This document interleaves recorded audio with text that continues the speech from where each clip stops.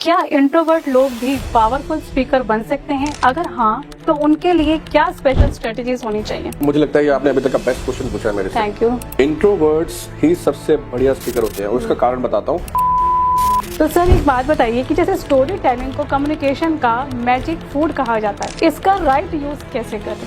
इसका right use यही है कि डे टू डे जब आप बात करते हैं अपने अगर आपको एक फार्मूला देना हो एक पावरफुल स्पीकर बनने का, तो वो क्या हो? पावरफुल स्पीकर बनने के लिए एक ही फॉर्मूला, वो है कि आप अपने पब्लिक स्पीकिंग का सबसे बड़ा सीक्रेट, ऑडियंस को इम्प्रेस करना या कनेक्ट करना। ऑलवेज आज की डेट में पब्लिक स्पीकर हर कोई बनना चाहता है और स्टार्ट तो बड़े एनर्जी हाई लेवल से करते हैं, फिर पीछे हट जाते हैं। जब आपने अपने करियर की स्टार्ट करी तो क्या स्ट्रगल रहे? सबसे पहले बात करते हैं कि पब्लिक स्पीकिंग जो एक सब्जेक्ट है, बहुत सारे लोग समझते हैं एक चीज जो हर स्पीकर को अवॉइड करनी चाहिए कि आपने अपनी जर्नी में पहली बार स्टेज पर बोलते वक्त क्या फील किया था और उस मोमेंट ने आपको क्या सिखाया? पहली बार जब बोला था, of course.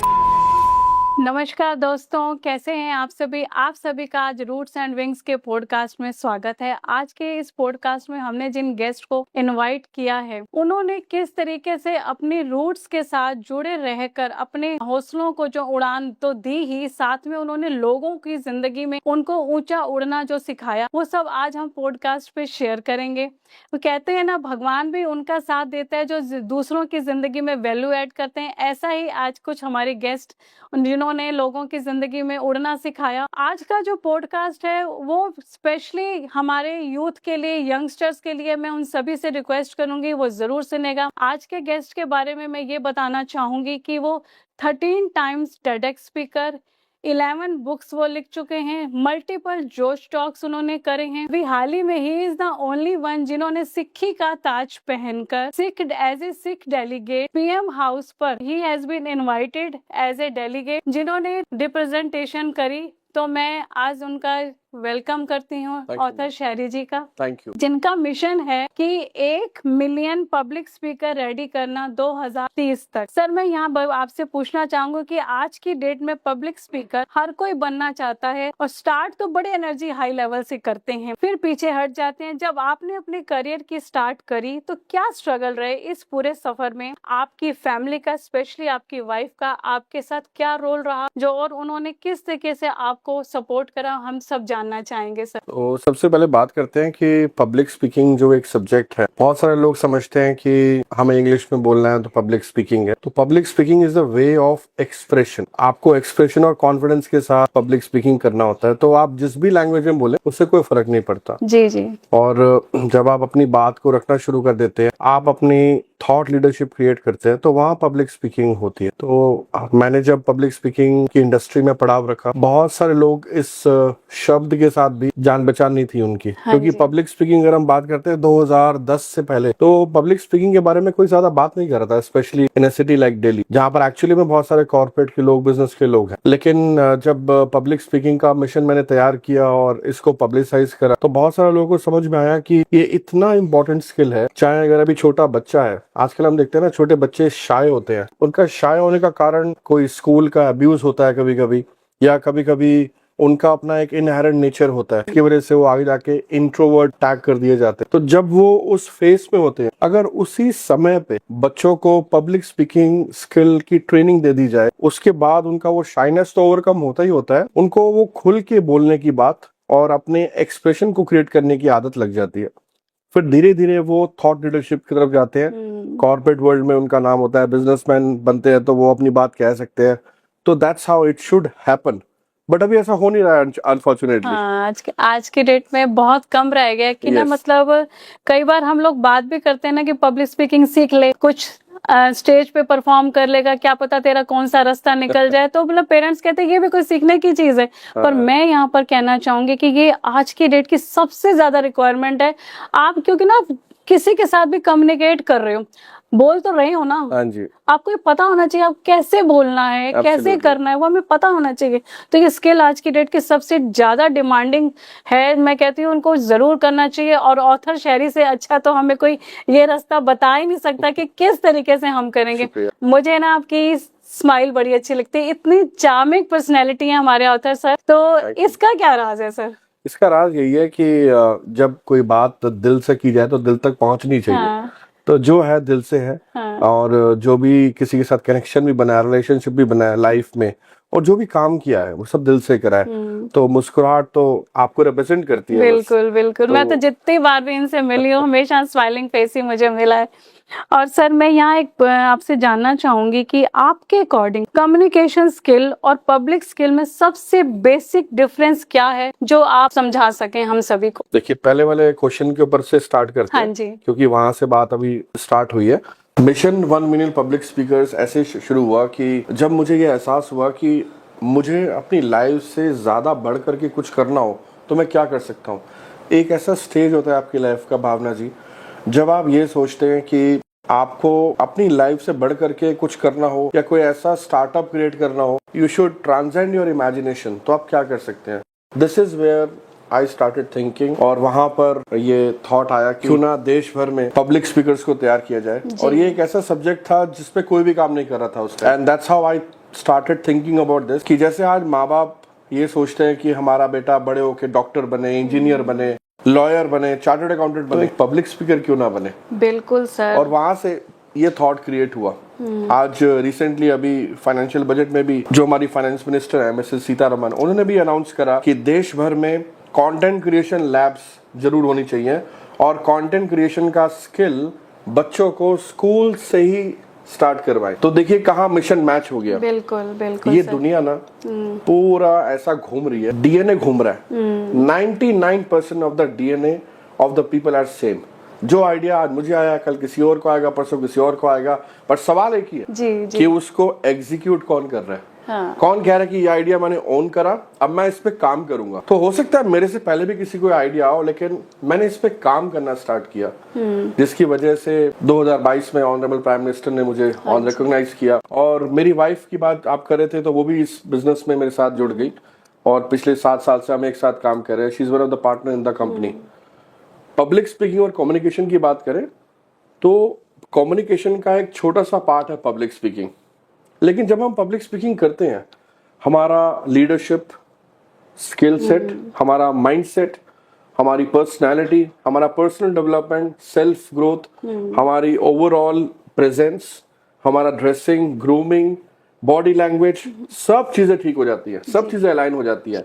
In fact even time management जो सबसे इंपॉर्टेंट स्किल माना जाता है, क्राइसिस मैनेजमेंट जो सबसे इंपॉर्टेंट स्किल माना जाता है, डिजाइन थिंकिंग, एनालिटिकल स्किल, वो भी पब्लिक स्पीकिंग करने से बिल्कुल अलाइन हो जाते हैं। जी जी। इसीलिए public speaking is the number 1 skill of 21st century. देखो सर कितनी बड़ी बात बोल रहे हैं कि नंबर 1 स्किल है हमारी 21st सेंचुरी की। मैं तो कहती हूँ कि पब्लिक स्पीकिंग को ना अपने अंदर घोट लेना चाहिए, ब्लड के अंदर, कि जब भी आप कहीं पर भी खड़े हो जाओ ना, एकदम से बस आपको सामने वाला कहे कि कुछ तो बात है इस पर्सन में, कुछ तो बात है। तो सर इसी के चलते मैं आपसे पूछती हूँ कि क्या एक अच्छा स्पीकर बनने से ज्यादा इम्पोर्टेंट है या एक अच्छा लिसनर, और क्यों? अगर आप पब्लिक स्पीकिंग की जर्नी की बात करेंगे तो over a period of time जब आप एक सब्जेक्ट मैटर एक्सपर्टीज बनते हैं, मान लीजिए आपका सब्जेक्ट है आर्टिफिशियल इंटेलिजेंस। हाँ जी। एक समय तक तो आपको बहुत सारा कंटेंट होगा आपके पास, आप आर्टिफिशियल इंटेलिजेंस पे बोलेंगे, बोलते जाएंगे। फिर एक प्लेट्यू स्टेज आएगा जब आपको समझ में आएगा कि यार मेरे पास कंटेंट थोड़ा कम है। उस वक्त आप रिसर्च करेंगे। हाँ। और उस वक्त आपको ये रियलाइज होता है कि आपकी पब्लिक स्पीकिंग का जो सब्जेक्ट है उसमें रिसर्च तो करनी है, लेकिन लिसनिंग स्किल्स को भी इन्वॉल्व करना है, ताकि बहुत सारे लोग जो जानते हैं उसको भी ध्यान से सुनना है। क्योंकि people learn from each other. मेरे एक बहुत ही अच्छे मित्र हैं, वो एक बात किया करते थे कि जब हम दोनों एक साथ बैठते हैं ना, तो 2 चीजें आपको पता है, 2 चीजें मुझे पता है, लेकिन हम जब मीटिंग खत्म करेंगे तो 4 आपको पता होंगे और 4 मुझे पता होंगी, बिकॉज वी एक्सचेंज। जी। तो इसलिए always learn to listen and absorb, don't listen to reply back. क्योंकि जब आप मुंह से बात करते हैं, बोलते हैं, तो उस वक्त आप वो चीजें बोल रहे हैं जो आपको पता है, लेकिन जब आप सुन रहे हैं, रिसीविंग एंड पे हैं, तो आप वो चीजें सुन रहे हैं जो शायद आपको नहीं पता है। इसलिए भगवान ने भी हमारे को कान दो दिए और मुंह एक दिए, एज दे से। तो इसीलिए लिसनिंग स्किल्स का बहुत बड़ा रोल है। और लिसनिंग स्किल इतने इम्पोर्टेंट है कि जब हम पब्लिक स्पीकिंग सेटअप में होते हैं स्टेज पे, ऑडियंस भी बहुत सारी चीजें हमारे से बोलना चाहती है, और अगर आप ऑडियंस को सुन करके उनके मुताबिक आप पब्लिक स्पीकिंग कर पाए तो आपसे अच्छा स्पीकर तो कोई है ही नहीं, क्योंकि आपने ऑडियंस के साथ कनेक्शन डेवलप कर लिया। बिल्कुल बिल्कुल, कनेक्शन बिल्डिंग तो बहुत बड़ी सक्सेस की है, क्योंकि जितना हम लोगों से कनेक्ट होंगे ना उतने हमारे कई रास्ते और खुलते हैं। इस चीज को तो मैं बहुत मानती हूँ। इसलिए कहते हैं audience engagement is the religion in public speaking. जी सर। जी सर, स्टेज फियर का रूट कॉज क्या होता है और उसे परमानेंटली कैसे ओवरकम किया जा सकता है, इस पे थोड़ा हमें प्रकाश डालिए। स्टेज फियर बहुत सारे कारणों से होता है। कभी कभी जैसे मैंने बताया कि एक जजमेंट होता है, आपको ये जजमेंट होती है कि या आपको डर होता है कि मुझे लोग जज करेंगे, तो फियर ऑफ जजमेंट से शुरू होता है। और कभी कभी इंसान अपने कॉम्प्लेक्सिटी ऑफ माइंड में ही घूमता रहता है, अपने थॉट्स में घूमता रहता है, तो अलग ही अंदर मन में एक डर आ जाता है, इंफीरियरिटी कॉम्प्लेक्स क्रिएट हो जाता है। तो तीसरा, बहुत सारे लोगों को पीपल फोबिया है, जो एक सोशल फोबिया होता है कि 5-6 लोगों के सामने बात करने से डर लगेगा, एक से बात करेगा तो डर नहीं लगेगा। तो पीपल फोबिया भी बहुत बड़ा कारण होता है। और over a period of time क्या होता है कि बहुत सारे लोग अपने न्यूट्रिशन का ध्यान नहीं रखते, और अपने एक्सरसाइज रिजीम का ध्यान नहीं रखते, जिस वजह से क्या होता है कि हमारी बॉडी के जो इम्पोर्टेंट मिनरल और विटामिन है उसकी डेफिशिएंसी क्रिएट हो जाती है, जिसकी वजह से भी आपको फियर क्रिएट होता है, एंजाइटी होती है, जिसकी वजह से वो उसका पूरा इफेक्ट पब्लिक स्पीकिंग के ऊपर आपके नजर आता है। साफ साफ दिखता है कि कहीं ना कहीं प्रॉब्लम है, जिसकी वजह से वो चीजें दिक्कत कर रही है। तो as an expert into this field I would like to share कि अगर हम पब्लिक स्पीकिंग कर रहे हैं तो हम कोशिश करें कि अपनी बॉडी का एक बैलेंस टेस्ट करवा लें, लिपिड प्रोफाइल टेस्ट करवा लें। और ये भी एक चीज माइंड में रखें कि जब पब्लिक स्पीकिंग फियर होता है तो अपने साथ बैठे और एक सेल्फ टॉक भी करें, क्योंकि कई चीजें क्या होती है हमारे अपने अंदर ही उलझी होती हैं और वो फियर का रूप बाद में लेती हैं। तो अगर उस स्टेज पे आप बैठ करके एक क्लैरिटी क्रिएट कर ले और उसके ऊपर फिर आप काम करना शुरू कर दें, उससे भी बहुत ज्यादा फर्क आ जाता है। वो अर्ली स्टेज पे होता है, लेकिन लेटर स्टेज पे जब चीजें बढ़ जाती हैं, then people come to us to remove that fear, to remove that phobia. और public speaking fear is also known as glossophobia. 85% से ज्यादा लोग इससे प्रभावित है पूरे वर्ल्ड में। और मैं अपने देश इंडिया की बात करूं तो 77 to 78% according to recent statistics available on internet glossophobia से प्रभावित है। जिसका मतलब ये है कि अगर हमारे देश की जनसंख्या 150 करोड़ है, उसमें से 100 करोड़ से ज्यादा लोग ग्लोसोफोबिया पब्लिक स्पीकिंग फियर में है। तो एक बहुत बड़ा रीजन है इस फील्ड में काम करने का, मकसद है। इसलिए जो मेरा मिशन है 10 लाख लीडर्स क्रिएट करने का, वो कहीं ना कहीं भारत को जरूर आगे बढ़ाएगा और विकसित भारत की तरफ ये एक बहुत बड़ा कदम है। आप ये देखो कि हम लोग कई बार हेल्थ पे इतना ध्यान नहीं देते हैं, और सर हमें बार बार इससे कनेक्ट करके बता रहे हैं कि हमें अपनी हेल्थ को, अपनी डाइट को, अपने विटामिन्स को किस तरीके से अपनी लाइफ में ऐड करना है, न्यूट्रिएंट्स डाइट हमें लेनी है। तो मैं यहाँ सर आपसे जानना चाहूँगी कि आपने अपनी जर्नी में पहली बार स्टेज पर बोलते वक्त क्या फील किया था और उस मोमेंट ने आपको क्या सिखाया? पहली बार जब बोला था, ऑफ कोर्स मैं बहुत घबराया हुआ था, बहुत बेचैन था, बहुत शाय फील कर रहा था। इनफैक्ट मैंने कई जगह पे अपनी ये रियल स्टोरी बताई है कि जब मैं एक कॉर्पोरेट के लिए काम कर रहा था, उस वक्त मेरे आगे ब्लैकआउट आ गया था और मेरी दिल की धड़कनें बिल्कुल तेज हो गई थी, माथे में पसीना छूट रहा था। तो वो मोमेंट जो होता है वो पैनिक अटैक का मोमेंट होता है, जिसमें आप बहुत पैनिक करते हो। और मुझे बाद में फिर हाइपर हाइड्रोसिस का भी इशू था, जिसमें बॉडी में बहुत ज्यादा वाटर इकट्ठा हो जाता है और रिलीज होता रहता है पैर से, हाथ से। तो ये तो पहला मोमेंट था जो बहुत डराने वाला था, जो बहुत भयानक सा था। लेकिन इसके ऊपर फिर मैंने काम किया और वो काम करने से क्या हुआ, धीरे धीरे वो फियर मेरी स्ट्रेंथ में बदला और आज जो कभी मेरा फियर था वो मेरा पैशन बना और पैशन से आज वो मेरा फुल टाइम प्रोफेशन है। So I am into full time public speaking business. तो ये जो एक पूरा का पूरा 360 डिग्री चेंज आया, ये धीरे धीरे करके आया। तो किसी ने बड़ी अच्छी बात बोली है कि एक पत्थर चोट खाकर कंकड़ कंकड़ हो गया और एक पत्थर चोट सहकर शंकर शंकर हो गया। तो जब आप बिलीव करेंगे किसी चीज को करने में तो भगवान भी आपका साथ देता है। एक सेल्फ बिलीफ क्रिएट होता है, कन्विक्शन आती है और फिर कहीं ना कहीं से आपका शौक पैदा हो जाता है, इंटरेस्ट आ जाता है कि नहीं मुझे करना है। और फिर उसमें एक आपका स्पिरिचुअल कनेक्ट भी आता है, कहीं ना कहीं आपका पैशन होता है और कहीं ना कहीं फिर क्या होता है कि धीरे धीरे आपको सेल्फ अलाइनमेंट क्रिएट हो जाती है कि मैं जो कर रहा हूँ वो ठीक कर रहा हूँ और एक क्लैरिटी का स्टेट क्रिएट हो जाता है माइंड में। तो success is not about the genetics, it's about the clarity of thought. तो क्लैरिटी अगर आ जाएगी ना लाइफ में तो उससे बेहतर कुछ हो नहीं सकता। तो कोशिश करें, जो भी ये हमारा पॉडकास्ट सुन रहा है, अगर आप पब्लिक स्पीकिंग फियर से गुजर रहे हैं तो कोशिश ये होनी चाहिए कि कहीं ना कहीं क्लैरिटी ऑफ थॉट क्रिएट कर ले। क्योंकि मैं तो ये बोलता हूँ भावना जी कि प्रॉब्लम तब तक प्रॉब्लम है जब तक वो प्रॉब्लम आइडेंटिफाई नहीं है। जैसे ही वो प्रॉब्लम आइडेंटिफाई हो गई तो आप सिर्फ उस प्रॉब्लम का सोल्यूशन निकालना है, फाइंड आउट करना है और उस पर काम करना है।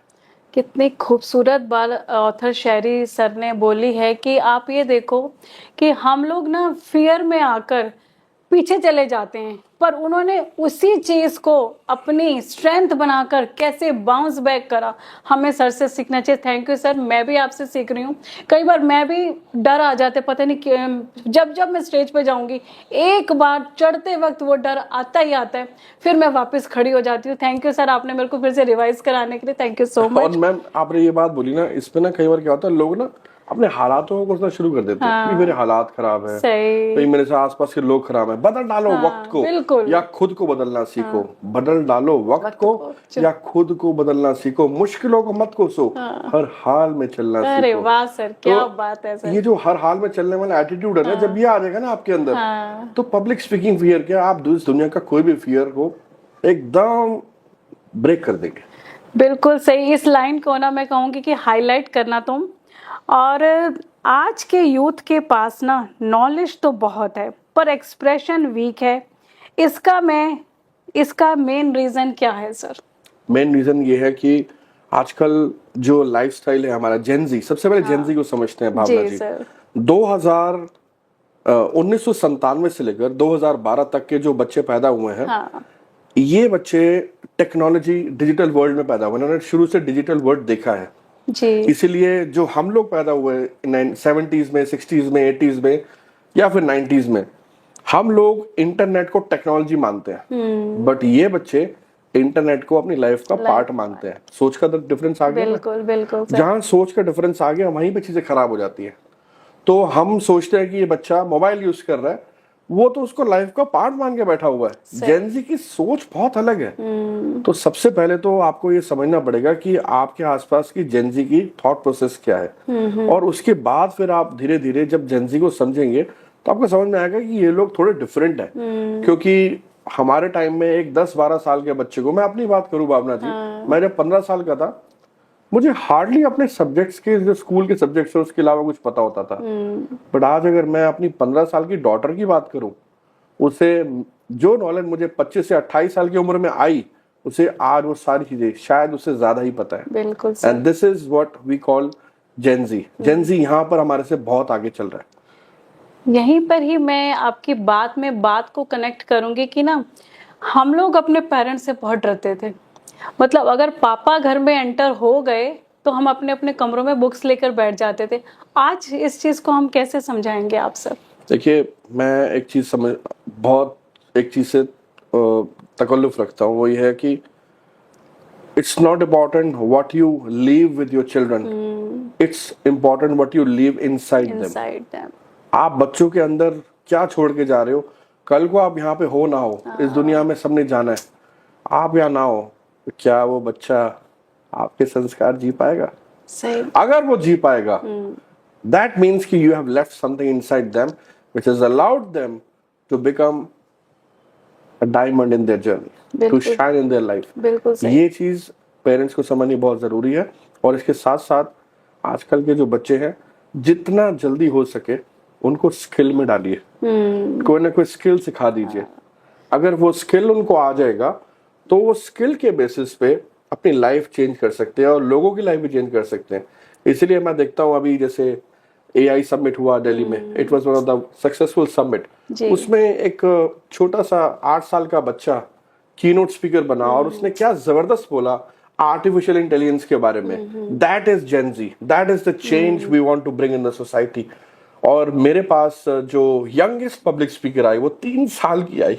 अच्छा, सिर्फ 3 साल की। उससे मैंने ट्रेन करा, और ट्रेन क्या मतलब, वो मैं उससे भी सीख रहा था। क्योंकि बच्चों के पास जो नेचुरल एबिलिटी होती है आपको अट्रैक्ट करने की, वो बड़ों को नहीं आती। जी सर। तो इसीलिए मैंने वो बच्चों को जब ट्रेन करना शुरू करा साथ साथ, तो समझ में आया कि ये बच्चों को मैं क्या ट्रेन करूंगा, ये तो मुझे भी ट्रेन कर रहे हैं। सही। तो आपको अपना माइंड बिल्कुल ओपन रखना पड़ता है। That's why I always believe and say that I am not an expert public speaking coach, but I am an expert public speaking student.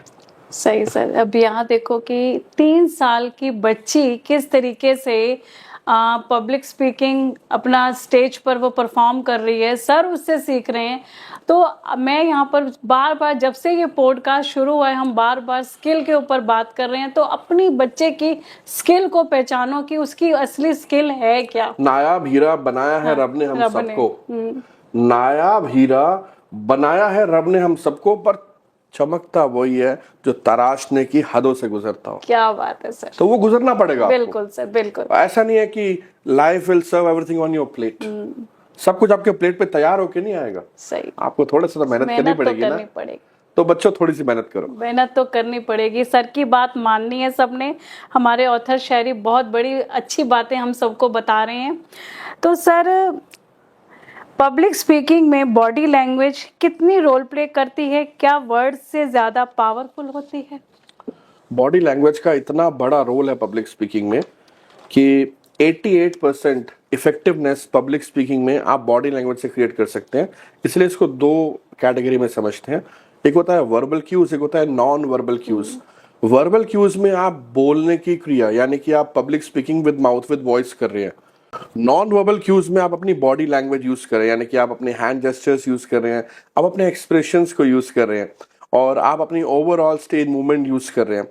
इससे ही आप इतना बड़ा इम्पैक्ट क्रिएट कर सकते हैं कि बहुत सारे बच्चों को, या जो public speaker aspiring public speaking enthusiast होते हैं, उनको अपनी बॉडी लैंग्वेज यूज करना नहीं आता।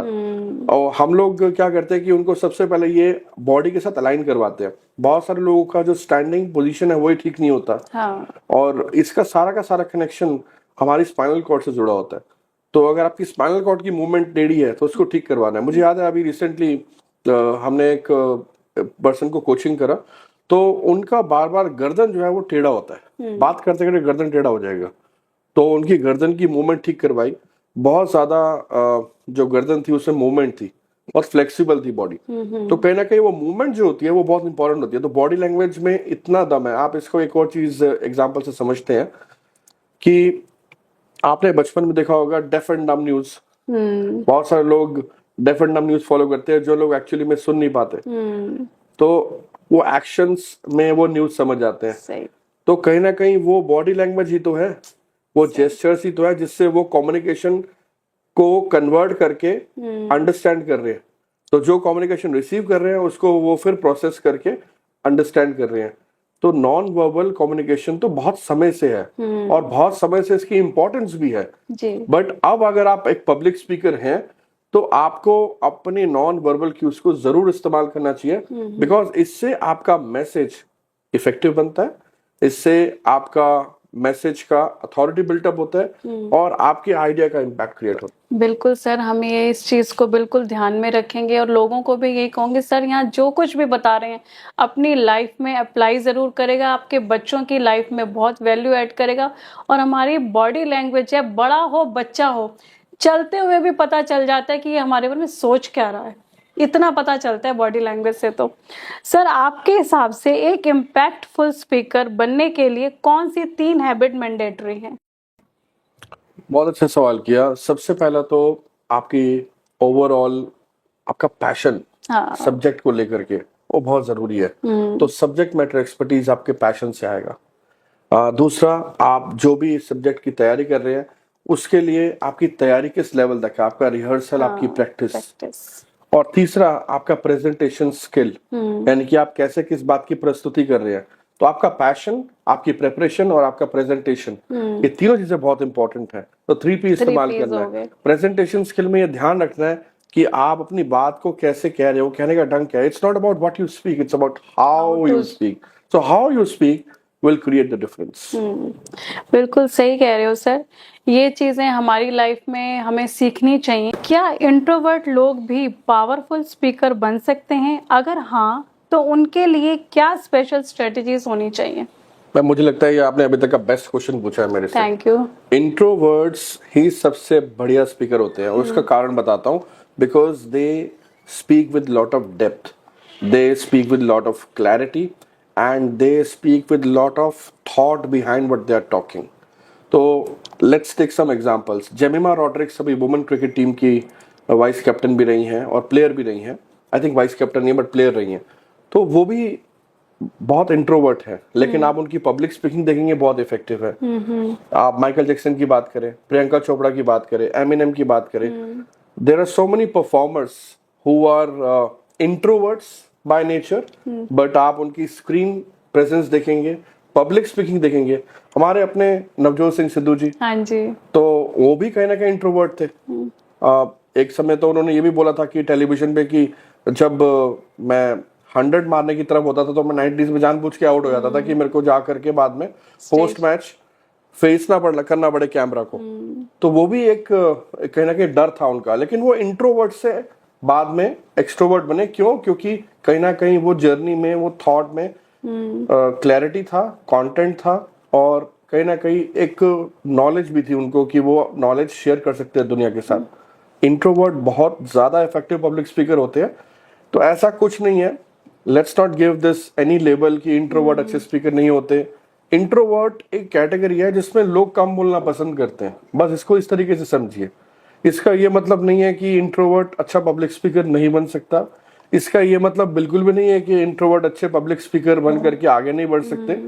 इनफैक्ट आप कॉर्पोरेट वर्ल्ड की बात करें तो बहुत सारे लोग ऐसे हैं जिनको मैं भी कोचिंग करता हूँ, वो इंट्रोवर्ट जरूर होते हैं, उनको थोड़ा बहुत पॉलिशिंग और ब्रशिंग अप चाहिए होता है। But if you see their voice, if you see their accent, if you see their enunciation, they are excellent.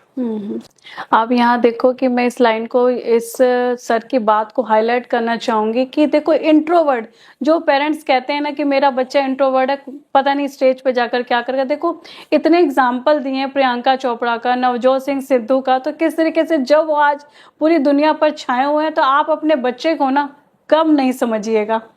तो सर एक बात बताइए कि जैसे स्टोरी टेलिंग को कम्युनिकेशन का मैजिक फूड कहा जाता है, इसका राइट यूज कैसे करें? इसका राइट यूज यही है कि डे टू डे जब आप बात करते हैं अपने पर्सनल कम्युनिकेशन में, so according to the statistics 75 to 80% of the talk which we do every day is nothing but stories. आप कहानी ही तो बोल रहे हैं। बिल्कुल सर। आप दो तीन चीजें डाल दीजिए। इसको ऐसे समझते हैं कि जब आपने घर में दाल बनानी है और उसको तड़कना है, तो एक तो आप उबली दाल खाते हैं, एक आप तड़की हुई दाल खाते हैं। बिल्कुल। तो तड़की हुई दाल जब खाते हैं तो उसमें आप कुछ इंग्रेडिएंट्स डालते हैं, जीरा डाल दिया ना, और थोड़ा नमक डाल दिया, थोड़ा देसी घी डाल दिया, कुछ मसाले डाल दिए। तो अगर आप इंग्रेडिएंट्स डाल दें तो वही दाल को तड़क मिल जाता है। तो सिमिलरली जब हम स्टोरी टेलिंग करते हैं तो उसमें हम कुछ इंग्रेडिएंट्स डालते हैं, जैसे कि डायलॉग डाल दिया, कैरेक्टर्स डाल दिए, जैसे कि कोई प्रॉब्लम डाल दी जो कि डिजायर है कैरेक्टर की, है, या कोई लड़ाई वाला सीन या कोई ऑब्जेक्टिव डाल दिया जिसमें कॉन्फ्लिक्ट क्रिएट हो जाए। तो ये कुछ इंग्रेडिएंट्स अगर हम डालते हैं तो हम पूरी की पूरी बात को कहानी में कन्वर्ट कर सकते हैं। और मैं आपको एक चीज और बताऊं भावना जी, बच्चे तो बड़े होशियार होते हैं कहानियां बनाने में। बिल्कुल सर। तो और हम बिंग पेरेंट्स बोल भी देते हैं कि बेटा कहानी बनाना बंद कर, क्या चाहिए बता। बिल्कुल। तो सारा दिन हम घर में कहते हैं, तेरी कहानियां सुन सुन के ना मेरे को हैबिट हो गई कि मुझे अगला स्टेप भी पता तू क्या बोलने वाला है, क्योंकि हम पहचान जाते हैं कि वो कहानियां हैं। सही। तो कहीं ना कहीं उस कहानी में अगर आप कन्विक्शन डालें, रियल फ्लेवर डालें, रियलिटी डालें, तो कहीं ना कहीं वो कहानी फिर एक ऐसा शेप ले लेती है जो कि आपकी सेंसरीज को कनेक्ट करती है। बिल्कुल। और that's where stories are so important in public speaking. और स्टोरीज का अपना एक बहुत बड़ा इम्पैक्ट है। आज बिना स्टोरीज के पब्लिक स्पीकिंग कर ही नहीं सकते। आप जितने अच्छे मोटिवेशनल स्पीकर्स देख लीजिए, जैसे कि गौर गोपाल दास जी हैं, या फिर शिव खेड़ा है, या फिर सिमरजीत हैं, या फिर आप हम बीएसआर की बात करें तो हाँ जी। बीएसआर है, या आप मैं खुद हूं, तो हम बिल्कुल भी कहानी के बगैर अपनी तैयारी नहीं करते। कहानियां तो होती ही होती हैं। बिल्कुल सर, बिना कहानियों के तो नहीं, कहानी भी नहीं बनती। बहुत समय पहले की बात है, एक बार की बात है, हाँ 2005 बिल्कुल। सर्दियों के दिन, तो कहानी की जो शुरुआत होती है ना, वो अपने आप में एक टोन सेट क्रिएट कर देती है कि हाँ जी बस सब तो कहानी शुरू होने वाली है। और जैसे हम लोगों की, जब हम नानी के घर जाते थे तो हम हमेशा वहां जाकर कहते थे नानी कहानी सुनाओ। तो देखो अब कहानी से ही हर चीज शुरू होती और है। अगर कहानी इफेक्टिव ना हो भावना जी, हाँ। तो नानी की वो कहानी से नींद भी आ जाती नींद थी। भी आ जाती है। तो इसका रिवर्स इफेक्ट भी है। बिल्कुल बिल्कुल तो रिवर्स इफेक्ट का भी ध्यान रखना हाँ कि जी। कहानी वेल प्लान होनी चाहिए, आपकी प्रेजेंटेशन आपकी टॉक के साथ वेल अलाइंड होनी चाहिए, उसका सेंट्रल आइडिया क्लियर होना चाहिए, और कहीं ना कहीं जो कहानी आप सुना रहे हैं उसका सिर पैर भी होना चाहिए, ताकि वो बात में कनेक्ट हो रही है नहीं हो रही। सही। पता लगे आप कहानी सुना रहे हैं उत्तर की, बात हो रही है पश्चिम की, सही तो उसका सही। कोई फायदा नहीं। बिल्कुल सर। तो इसलिए कहानी भी जो आपने चूज करनी है एज अ पब्लिक स्पीकर, वो स्ट्रेटेजिकली आपके मैसेज के साथ कनेक्ट होनी चाहिए। बिल्कुल सर, बहुत बड़ी बात बता रहे हैं। हम जो कुछ भी आज सर आपसे सीख रहे हैं, मैं तो बहुत धन्य हो गई हूँ कि आप मेरे पॉडकास्ट पे आए हैं। मैं तो हमेशा एक बात कहता हूँ भावना जी कि हम सबकी जिंदगी, जैसे आपकी जिंदगी सो इंस्पायरिंग, हम सबकी जिंदगी एक कहानी है। तो आई ऑलवेज से कि your mess in life becomes the message of your life. बिल्कुल सर। तो आपकी जिंदगी में जो मैस आया था ना, वो कहीं ना कहीं वो आपका मैसेज भी बन सकता है। और स्टोरी टेलिंग में हम यही सिखाते हैं। पॉलिश करने आती है लाइफ में, जो भी टास्क आते हैं, जो भी कहानी बनती है, ये हमको पॉलिश करने के लिए आती है। तो सर इसी के चलते हम चलते हैं, कभी ऐसा मोमेंट आया जब आपकी कम्युनिकेशन फेल हुई हो और उससे आपने क्या सीखा?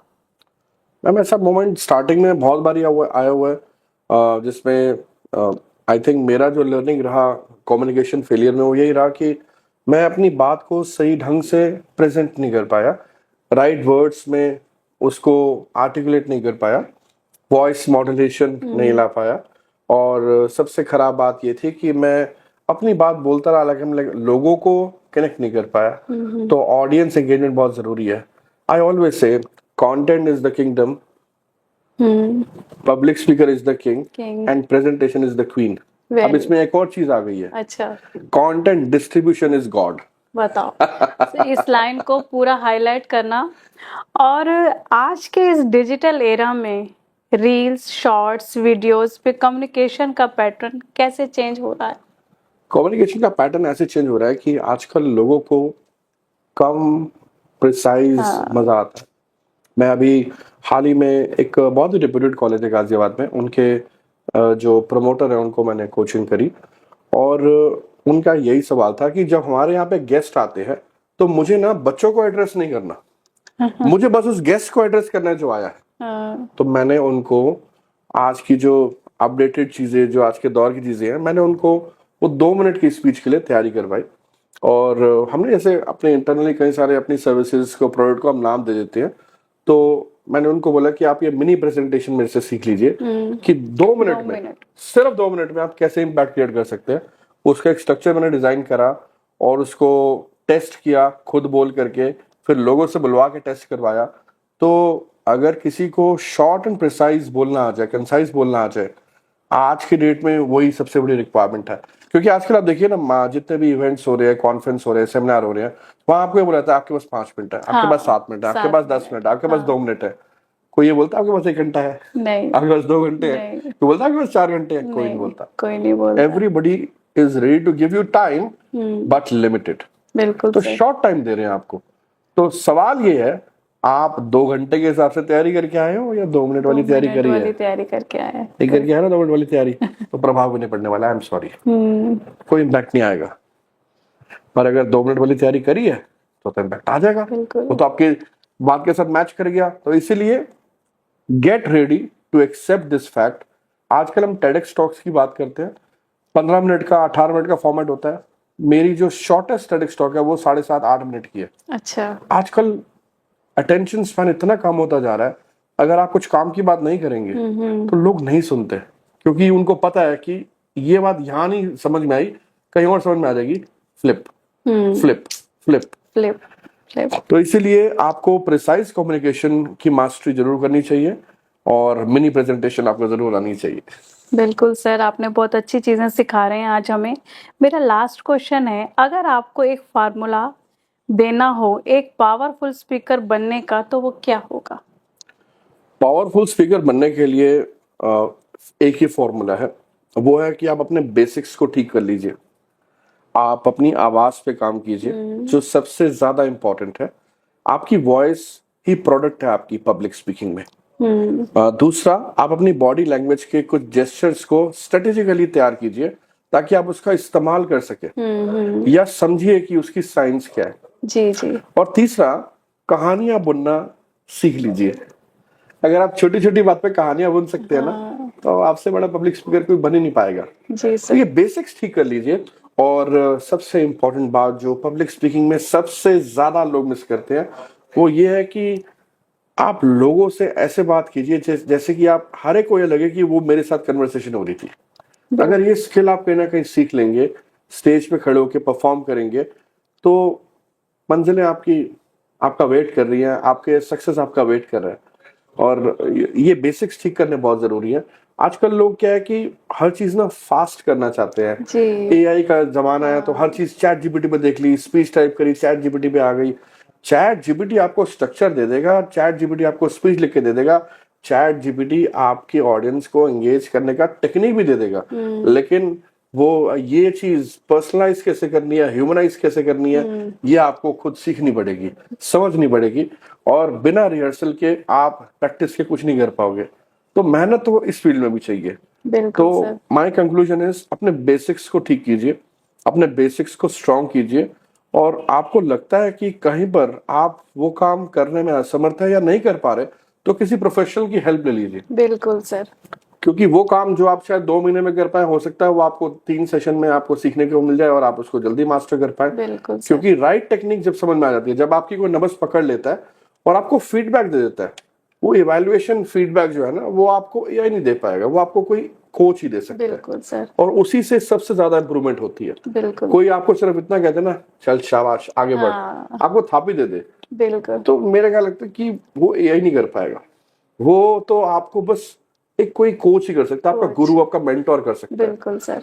तो parents give you the birth, but the mentors give you the worth. तो आपको अपने मेंटर्स को भी रिस्पेक्ट देनी चाहिए। आई थिंक ये सब चीजें अगर आप फॉलो करेंगे, तो आप डेफिनेटली एक बहुत ही पावरफुल स्पीकर बन सकते हैं। मैं आज यही बताना चाहूंगी कि सर, जब से हमने ये पॉडकास्ट शुरू किया है ना, बार बार हम स्किल्स के ऊपर बात कर रहे हैं, और लास्ट में जो सर ने इतनी बड़ी बात बोली है कि एक गुरु जो हमें सही दिशा दिखा सकता है, हर एक के जिंदगी में एक गुरु का आना बहुत जरूरी है। Thank you so much sir. Podcast को खत्म करने से पहले ना हम कुछ रैपिड फायर क्वेश्चन करेंगे सर। ये तो मैंडेटरी है सर। पब्लिक स्पीकिंग का सबसे बड़ा सीक्रेट? Self alignment. ओके। एक चीज जो हर स्पीकर को अवॉइड करनी चाहिए? अवॉइड करनी चाहिए बोस्टिंग अबाउट हिमसेल्फ। ओके, बहुत बढ़िया सर। और ऑडियंस को इम्प्रेस करना या कनेक्ट करना? ऑलवेज कनेक्ट करना। बिल्कुल। और कम्युनिकेशन का गोल्डन रूल? कम्युनिकेशन का गोल्डन रूल कम्युनिकेशन में है, you and I. It has both you and I. बिल्कुल सर। लास्ट मेरा है, एक लाइन जो कॉन्फिडेंस इंस्टेंटली बढ़ा दे? कॉन्फिडेंस इंस्टेंटली बढ़ा दे फॉर पब्लिक स्पीकिंग? यस। आपकी तैयारी। की तैयारी। तो सर मैं यहाँ पर आपको बताना चाहूंगी कि लास्ट ईयर सितंबर में मैंने अपने 50th बर्थडे पे ये रूट्स एंड विंग्स की शुरुआत करी थी। तो आज आप मेरे इस पॉडकास्ट पे आए, मैं इसका आपके तरफ बहुत बहुत धन्यवाद करती हूँ। It's my pleasure, और मैं अपनी पूरी टीम की तरफ से आपको थैंक यू बोलती हूँ। Thank you so much. Absolutely my pleasure.